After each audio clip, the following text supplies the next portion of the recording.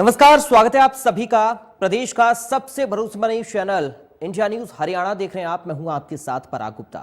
हमारे खास कार्यक्रम आपका एमएलए लाइव में आज हम आपके प्रतिनिधि से पूछेंगे हर वो सवाल जो जुड़ा है आपके सरोकार से, आपके हलके के विकास से। इंडिया न्यूज हरियाणा पर आपके विधायक खुद बताएंगे कि उन्होंने विकास को रफ्तार देने के लिए कितने प्रयास किए, जनता को मिलने वाली मूलभूत सुविधाओं के लिए आपके जनप्रतिनिधि क्या क्या कदम उठा रही हैं, विधानसभा क्षेत्र में कितना विकास कार्य हो चुका है और कितनी परियोजनाओं का रोड मैप तैयार है।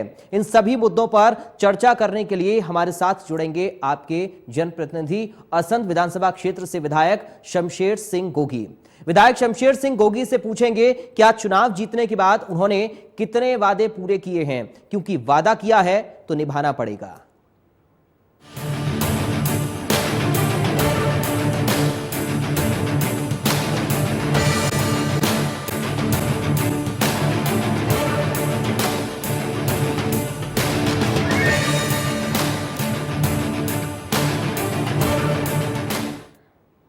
और इस वक्त हमारे साथ खुद विधायक शमशेर सिंह गोगी जुड़ गए हैं। शमशेर सिंह गोगी जी, आपका स्वागत है सबसे पहले इंडिया न्यूज हरियाणा पर। जी धन्यवाद।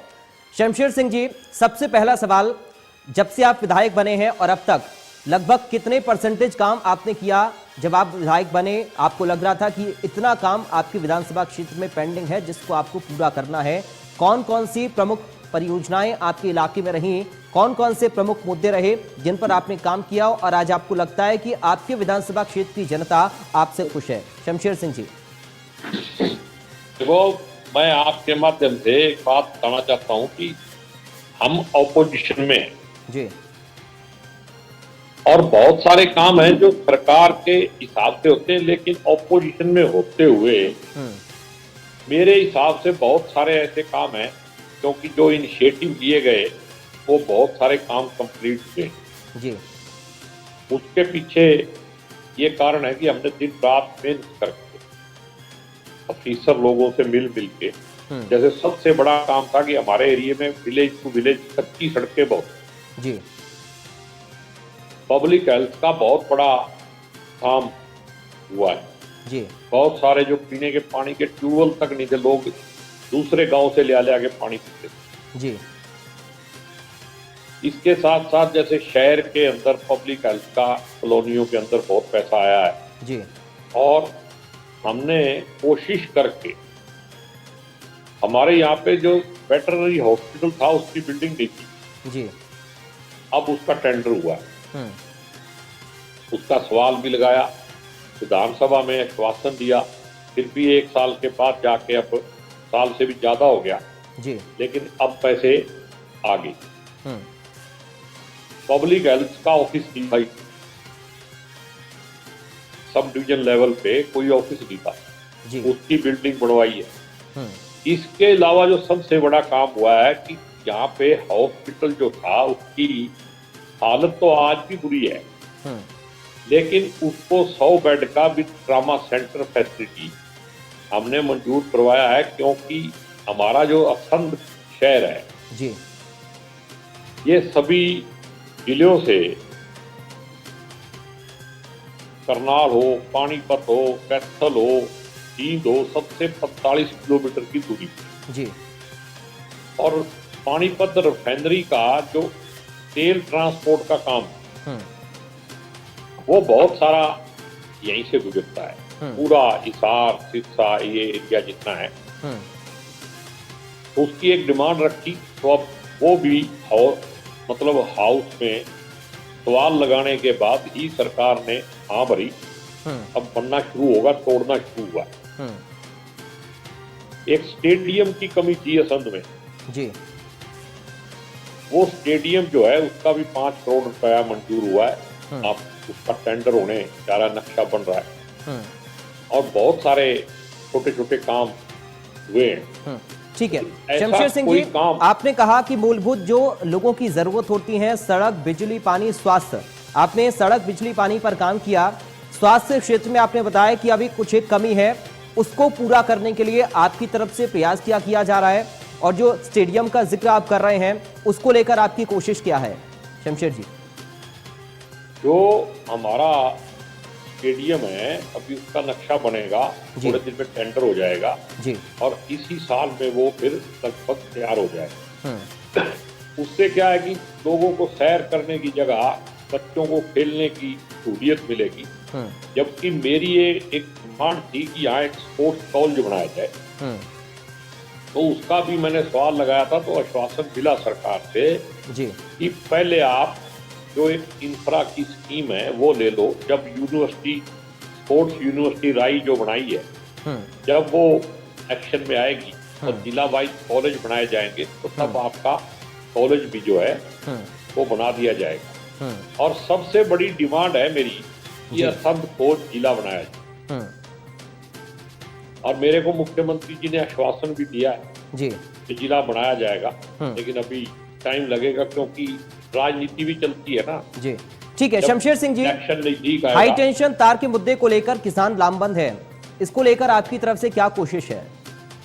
देखो, मैं इस मामले में किसानों के साथ जी, क्योंकि किसान जो है वो बिजली का पूरे टैक्स लगा के हर तरह का खर्चा जोड़ के पैसा देता है, और किसान की जमीन जो है उसको फ्री में सरकार क्यों देती है, जब सरकार उसी जनता से वापस पैसे ले रही है? तो मेरे हिसाब से सरकार को उसका मुआवजा देना चाहिए। यहाँ टीवी के टावर लगे हुए हैं, टेलीफोन के टावर लगे हुए हैं, बहुत सारे सरकार जो है लीज पे जमीन लेके बहुत सारे काम करती है जी।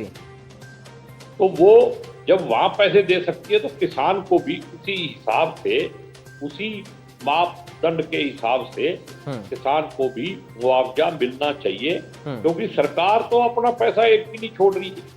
और किसान जिसकी मान लो 5 एकड़ जमीन उस बड़ी लाइन में आ गई, जो ट्यूबवेल पे एक एक खंभा लगता है, वो तो सहन किया जा सकता है, लेकिन जो बड़ी लाइन है जिसमें ये मतलब 1 से 1.5 कनाल एक पोल के नीचे जमीन आ जाती है, अगर किसी के 5-10 किले आगे रास्ते में 4 किले आ गए, उसका तो एक आधा किला 1.5 किला गया, तो उसको क्यों ना उसको मुआवजा दिया जाए। तो उसमें किसानों की गलती नहीं है, सरकार जो है, इसमें बैठे हुए लोग जो हैं, ठीक है, वो मुआवजे की जो रकम है उसको अलग तरीके से इंटरप्रेट करते हैं, जबकि उनको उनका मुआवजा देना जो है उनका राइट है, और सरकार को इस बात को देना चाहिए। लेकिन शमशेर सिंह जी, आप तो विधायक हैं, असंध हलके में जो भी समस्या है आपको उसको पुरजोर तरीके से रखना पड़ेगा। अगर आप विपक्ष में हैं तो आपको अपनी आवाज को अपने इलाके की जनता के लिए उठाना पड़ेगा, तो इसके लिए आपकी कोशिश इस मुद्दे पर क्या रही है?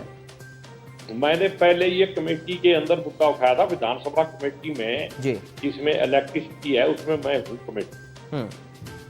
अब भी मैंने पूरी फाइल तैयार कर रखी है, और अगले नेक्स्ट 24 तारीख को हमारी 25 तारीख को मीटिंग है, हाँ। जो नेक्स्ट आएगी 24-25, और उस 25 तारीख को ही मैं ये उसको कमेटी के अंदर ही ये पूरा मेमोरेंडम अपनी तरफ से लेटर लिख के सौंपूंगा कि किसानों को मुआवजा मिलना चाहिए। ठीक है। अभी एक किसान जो है झज्जर में, वो कोर्ट में गया तो उसको 1 करोड़ 5 लाख रुपए मुआवजा देना पड़ा सरकार, लेकिन उसमें ब्याज और ये जुड़ी हुई है। लेकिन मैं कहता हूँ भी इसी तरह की जिद ना करके जो एक जायज बात, हम पेट्रोल पंप लगाते हैं, जो कंपनी है पेट्रोलियम कंपनी, वो किसान से अपना जमीन जो है लीज पे लेती है जी। उसका एक फार्मूला है कि उसकी जो वैल्यू है उसको 0.6% जो है वो लीज मनी दी जाती है। तो जो यहाँ पे मैं कहता हूँ मार्केट वैल्यू ना लगाओ, आप डीसी रेट पे ही 0.6% किसान को दो, क्यों नहीं, उसका राइट बनता है। ठीक है। एक सवाल और है शमशेर सिंह जी, टैक्स दे के लेता है, जो भी चीज किसान बाजार से लेता है सब पे टैक्स देता है ना। ठीक है।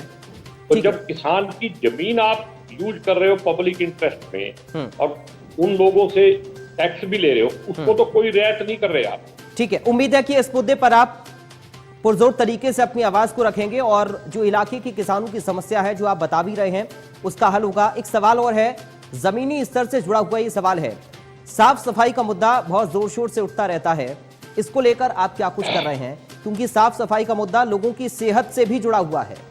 शमशेर जी, देखो, साफ सफाई तो सबसे पहले होनी चाहिए, लेकिन यहाँ पे भी जो बड़े बड़े लोग हैं, जो सफाई कर्मचारी गांव में शहर में लगा रखे हैं, वो लोग बड़े बड़े लोगों के घर पे काम करते रहते हैं, और जो गली मोहल्ला है उसको साफ करने में उनका कोई इंटरेस्ट नहीं है, और ना वो बड़े बड़े जो चौधरी हैं वो करने देते हैं। तो उन लोगों पे सरकार को कहीं ना कहीं शिकंजा कसना पड़ेगा कि जिनकी ड्यूटी जहाँ है वो वहीं पे काम करें, उसकी सफाई करें। यहाँ पे जैसे चेयरमैन बना रखे हैं म्यूनिसिपल कमेटी के, पार्षद हैं, तो जो आदमी वहां पे, क्योंकि उनको पारसी लगवाया होता है, फिर वो उनके घर पे ही काम करते रहते हैं और गंदगी वैसे की वैसे। लेकिन शमशेर जी, इलाके के विधायक होने के नाते जिम्मेदारी आपकी और ज्यादा बढ़ जाती है, और क्योंकि जनता की उम्मीदें तो आपके साथ हैं, आप इलाके के विधायक हैं, तो जनता आपसे उम्मीद करेगी कि अगर कोई समस्या साफ सफाई के इलाके में है, आपके विधानसभा क्षेत्र में है, तो उसके समाधान के लिए आप आवाज उठाएं या आप कोई कोशिश करें। नहीं, हमने बहुत, जैसे यहाँ एक गंदी जगह थी तो हमने बात करके प्रशासन से उसको साफ करवाया है, और वहाँ पे एक सब्जी मंडी लगती थी, उसको ट्रांसफर करने का मुद्दा जो है, मैं पिछले ही हफ्ते, अभी मैंने विधानसभा में उठाया था, पिछले ही हफ्ते मार्केटिंग बोर्ड के सीए को दे के आया, और उन्होंने कहा कि ठीक है, मैं इसको शिफ्ट करो, जब सब्जी मंडी शिफ्ट होगी तभी ये गंदगी दूर होगी, और वो बिल्कुल आबादी के पास है, तो उसमें प्रयास चल रहा है। तो शहर में सफाई का काम चल भी रहा है, और कोई मुद्दा ऐसा नहीं है जो मुद्दा हमने अपने हल्के का ना उठाया।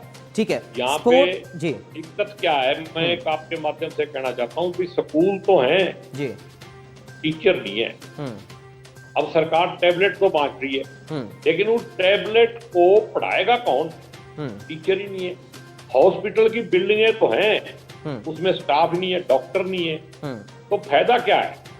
असंध के अंदर डॉक्टर की कमी है। कल ही एक डॉक्टर जो है वो यहाँ से निशंक बदल दिया।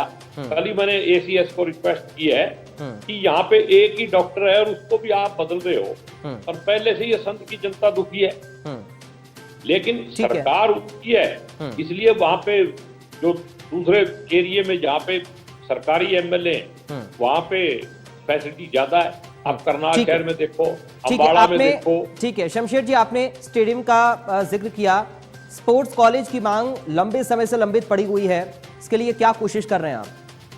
स्पोर्ट्स कॉलेज में मैंने बताया ना कि वो इंफ्रा के लिए उन्होंने हाँ भर दी है, वो पहले शुरू करेंगे, और उसके बाद जब यूनिवर्सिटी का कार्य आके एक्सटेंड होगा तो उसमें वो स्पोर्ट्स कॉलेज बनाएंगे। ये बात मिनिस्टर ने मेरे को कही कि वो फैसिलिटी जब होगी, जब देख के साथ जोड़ देंगे, पहले आप इंफ्रा का काम शुरू करवा लो। तो उसके लिए मैंने जमीन का रेजोल्यूशन दे दिया है जी, और मेरे को उम्मीद है कि जल्दी अगला सेशन आने से पहले कर देंगे, क्योंकि मैं सेशन में जी हर जनता की आवाज जो असंध हल्के की है, जो मेरी ड्यूटी है, कोई मैं एहसान नहीं कर रहा हूँ, मेरी ड्यूटी है।